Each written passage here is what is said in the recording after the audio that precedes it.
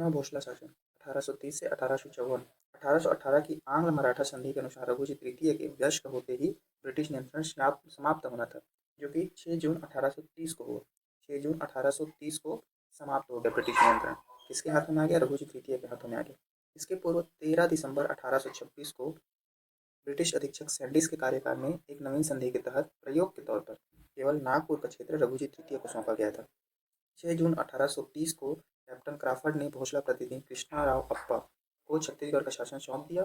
यह अधिकारी पूर्व के सूबेदार के स्थान पर जिलेदार कहलाए। अब नए जिलेदार कौन कौन थे? तो नए जिलेदार टोटल 8 लोग थे। 8 में से रघुजी तृतीय ने छत्तीसगढ़ का शासन जिलेदारों के माध्यम से किया था। 1830 से 1854 तक चले थे। इसमें टोटल 8 इस प्रकार हैं, जिनके लिए ट्रिक है। कृष्ण अमृत को दिन में दुर्गा को दिए, पिंटू शखा गोविंद गोपाल को दे दिया। कृष्ण अमृत को दिन में दुर्गा को दिए, पिंटू शखा गोविंद गोपाल को दे दिए। कृष्ण अमृत को दिन में दुर्गा को दिए, पिंटू शखा गोविंद गोपाल को दे दिए। कृष्णराव अप्पा, अमृत राव, सदरुद्दीन, दुर्गा प्रसाद, पिंटू राव, सखाराम बापू, गोविंद राव, गोपाल राव। गोविंद और गोपाल में कंफ्यूजन ना हो, इसके लिए गोविंद बोलो हरि, गोपाल बोलो, तो पहले गोविंद आता है फिर गोपाल आता है। और उसके बाद कृष्ण से कृष्णराव अप्पा, अमृत से अमृत राव, दीन से सदरुद्दीन, दुर्गा से दुर्गा, पिंटू से पिंटू राव, सखा से सखाराम बापू, गोविंद से गोविंद राव, गोपाल से गोपाल राव। इस प्रकार अंतिम जिलेदार कौन था? गोपाल राव था। छत्तीसगढ़ क्षेत्र के शासन का भार सौंप दिया था औपचारिक तौर पर अंग्रेजी सरकार के प्रतिनिधि के रूप में। गोविंद बोलो हरि, गोपाल बोलो। पूर्व मराठा शासनकाल की तुलना में इस अवधि में मराठा शासनकाल में क्या अंतर था? तो पुनः घोषणा शासन आया है, तो फिर पहले जो चेंजेस थे, अब क्या चेंजेस हुए? अब मराठा अधिकारी अपने आतंकपूर्ण नीति से आम जनता को प्रताड़ित नहीं कर सकते थे। उनके खिलाफ अपनी शिकायतें ब्रिटिश रेजिडेंसी में की जा सकती थी, इसलिए वो लोग एकदम से टॉर्चर नहीं करते थे। रघुजी तृतीय के समय क्या हुआ? सन 1818 से 1830 तक नागपुर सहित छत्तीसगढ़ का प्रशासन अपने नियंत्रण में चलाया। जिसने ब्रिटिश ईस्ट इंडिया कंपनी ने जून 1830 को रघुजी तृतीय बालिग हो गए थे। सन 1818 के आंग्ल मराठा संधि के तहत रघुजी तृतीय को बालिग होने पर नागपुर तथा नागपुर के अधीनस्थ भूभागों को प्रशासन करने के लिए सौंप दिया गया। रघुजी तृतीय ने छत्तीसगढ़ का क्षेत्र अपने प्रतिनिधि जिलेदार के माध्यम से संचालित किया था। 8 जिलेदारों पर देख चुके हैं। 1830 से 1854 तक चला। उसके बाद इनके टाइम में क्या क्या विद्रोह हुए थे? तो धमधा के गोंड जमींदार का विद्रोह हुआ था, जिसमें इस विद्रोह की सूचना जिलेदार राव अप्पा को हुई थी। कृष्ण राव अप्पा कौन है? पहले जिलेदार थे, जिसमें उन्होंने अनुशासित पैदल सिपाही और घुड़सवार सेना भेजकर गोंडों के विद्रोह का दमन किया था। कृष्णराव अप्पा प्रथम जिलेदार थे, इन्होंने धमधा के गोंड विद्रोह का दमन किया था। किनके टाइम हो रहा है ये सब? रघुजी तृतीय के टाइम, क्योंकि रघुजी तृतीय ही सूबेदार के माध्यम से शासन कर रहे थे यहाँ पर। कब से? 1830 से 1854 तक किए थे। सती प्रथा पर प्रतिबंध लगा था इन्हीं के टाइम में। राजा राम मोहन राय के प्रयासों से लॉर्ड विलियम बेंटिक ने 1829 में सती प्रथा रोकने का कानून पास कर दिया था। छत्तीसगढ़ में लागू 1831 में हुआ था। 1831 में छत्तीसगढ़ में बैन हुआ था। बड़गढ़ जमींदारों का विद्रोह हुआ था। फिर बड़गढ़ जमींदारों का विद्रोह हुआ था, उसे यहाँ के जमींदार अजीत सिंह और उनके पुत्र बलराम सिंह ने 1833 में विद्रोह कर दिया था। कहाँ के जमींदार? ये बड़गढ़ के जमींदार थे। तो इनको रोकने के लिए अंग्रेजों ने रायगढ़ रियासत के देवनाथ सिंह को भेजा था, और देवनाथ सिंह की हेल्प से इस विद्रोह का दमन कर दिया गया था। और बाद में बड़गढ़ के पार्वत्य की जमींदारी प्रदान की गई। किसको? देवनाथ सिंह को जमींदारी दे दिए थे।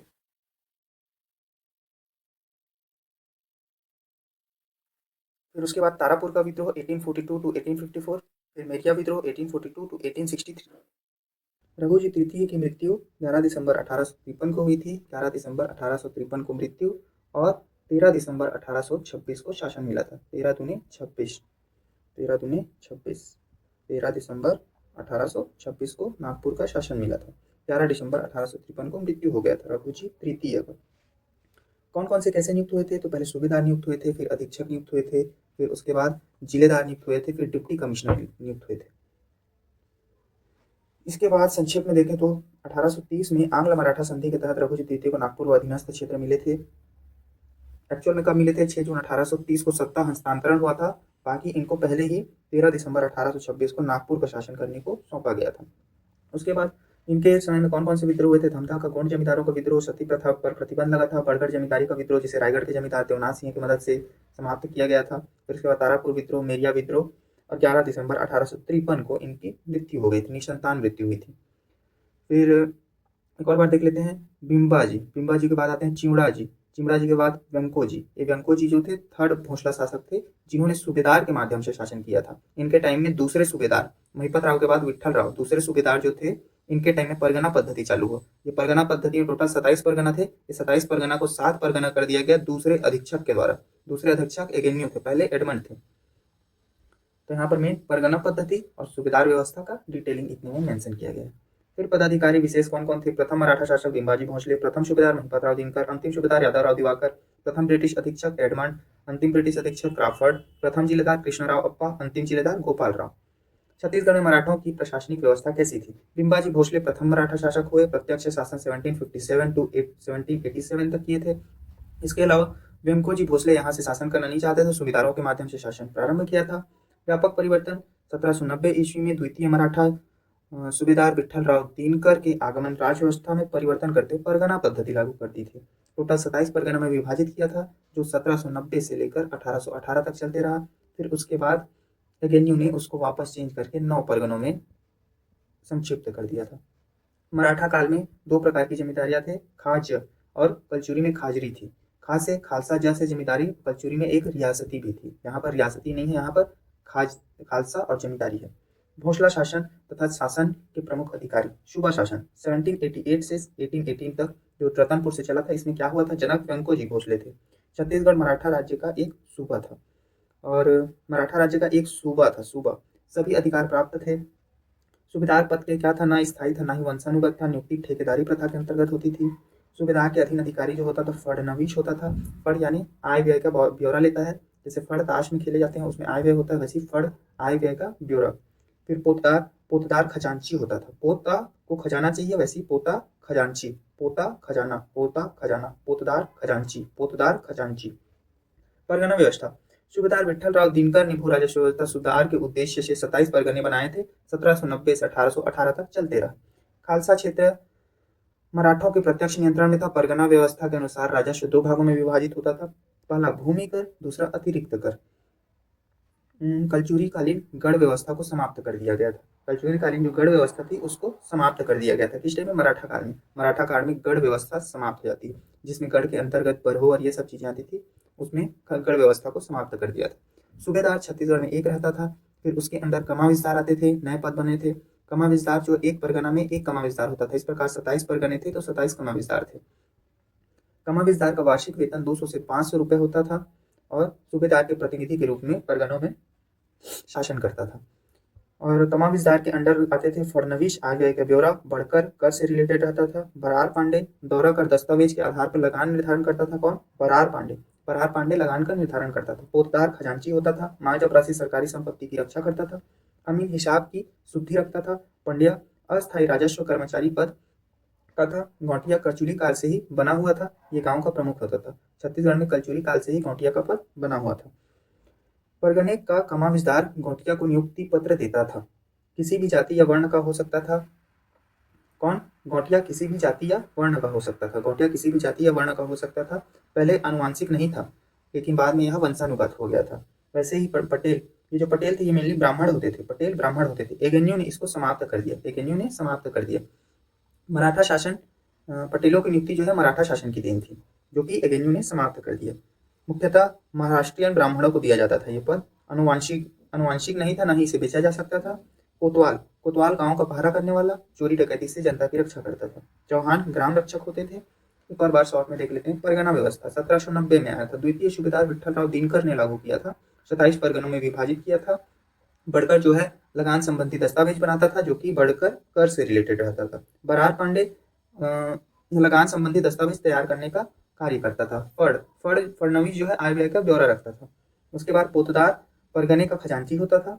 पोतदार खजांची, पोता खजांची। अमीन जो है राजस्व त्रुटि को सुधार करता था। अमीन के अंडर ही पंड्या आता था। पंड्या अमीन के अंतर्गत आता था। माल चपरासी सरकारी संपत्ति माल की सुरक्षा करता था। ग्राम स्तर पर गौटिया होता था। ये गौटिया कलचुरी काल से था। पटेल जो है मराठाओं ने नियुक्त किया था, और ब्राह्मण होते थे। समाप्त कर दिया गया पद। कोतवाल गांव की सुरक्षा का दायित्व था। चौहान ग्राम रक्षक होते थे। मराठा कालीन सामाजिक दशा क्या थी? तो ब्राह्मण, क्षत्रिय, वैश्य, शूद्र के अलावा निषाद नामक 5वें वर्ण का वर्णन मिलता है। उनमें कट्टरता कम थी। और महिलाओं की स्थिति कैसी थी? दशा अच्छी थी। उसके बाद राजस्व व्यवस्था, प्रमुख स्रोत भूमि कर था। ऑब्वियस सी बात है, नया अधिकारी पटेल की नियुक्ति की गई मराठों के समय में। तालुकदारी व्यवस्था, तालुकदारी क्या थे, तो 2 तालुकदारी बनाए गए थे मराठों के समय में। सैंडिस ने बनाया था लोरमी और तरिंगा को। लोरमी और तरिंगा को मराठों के समय में 2 तालुकदारी सैंडिस ने बनाए थे। इसके अलावा क्षेत्र को 2 भागों में विभाजित किया था। खाजरी, खाजरी रियासती जो था कलचुरी के समय में यहाँ पर खाली खाज है। खास से खालसा जैसे जमींदारी, जमींदारी जमींदारों के अधीन रहती थी। और कुछ प्रमुख कर ऐसे थे, टकोली था, वार्षिक कर होता था जो कि, फिर उसके बाद सायर जो है आयात निर्यात कर होता था, कलाली जो है आबकारी कर होता था, पंटरी गैर कृषक वर्गों से लिया जाता था, पंटरी गैर कृषक वर्गों से लिया जाता था। सेवई, सेवई छोटे छोटे अस्थायी करों का समूह था। जमींदारी कर यह आयात निर्यात किए हुए अनाज पर लगाया जाता था। जमींदारी कर आयात किए हुए अनाज पर लगाया जाता था। पंटरी गैर कृषक वर्गों से लिया जाता था। मराठा कालीन आर्थिक दशा क्या थी, 24 प्रकार के व्यवसायों का वर्णन मिलता है। उचित मंडी व्यवस्था नहीं थी, यातायात के साधनों का भी अभाव था, यातायात के साधनों का भी अभाव था। कृषकों के पश्चात समाज में तेलियों की संख्या सर्वाधिक थी। कृषकों के पश्चात समाज में तेलियों की संख्या सर्वाधिक थी। रतनपुर प्रांत का एकमात्र मवेशी बाजार था। रतनपुर प्रांत का एकमात्र मवेशी बाजार था। सभी प्रकार के पालतू जानवरों का क्रय विक्रय किया जाता था।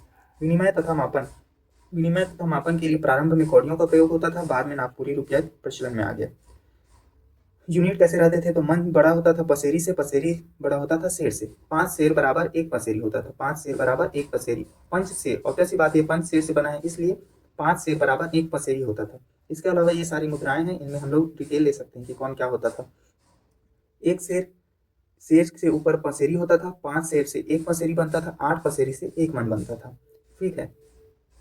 दूरी का मापन हाफ, दाफ, कोस और मील। हाफ, दाफ, कोस और मील। मराठा कालीन न्याय व्यवस्था, बिंबाजी के शासनकाल में रतनपुर में नियमित न्यायालय की स्थापना की गई थी। सूबेदार को मृत्युदंड देने का अधिकार था। न्यायिक में भेदभाव था। ब्राह्मण, गोसाई और बैरागी को मृत्युदंड से मुक्त रखा गया था। मराठा कालीन पुलिस व्यवस्था की थी। कोतवाल पहरा देते थे। मां चपरासी घूम घूर कर अपराधियों को खोजता था। मराठा कालीन सैन्य व्यवस्था कैसी थी, मराठों ने आंतरिक शांति और बाह्य आक्रमण से सुरक्षा के लिए सेना का गठन किया था। बिंबाजी के शासनकाल में बड़ा हिस्सा नागपुर से लाया जाता था मराठा सेना। मराठा कालीन स्थानीय व्यवस्था, पंचायत व्यवस्था, गौटिया की भूमिका महत्वपूर्ण थी, कलचुरी काल से चलते आ रहा था।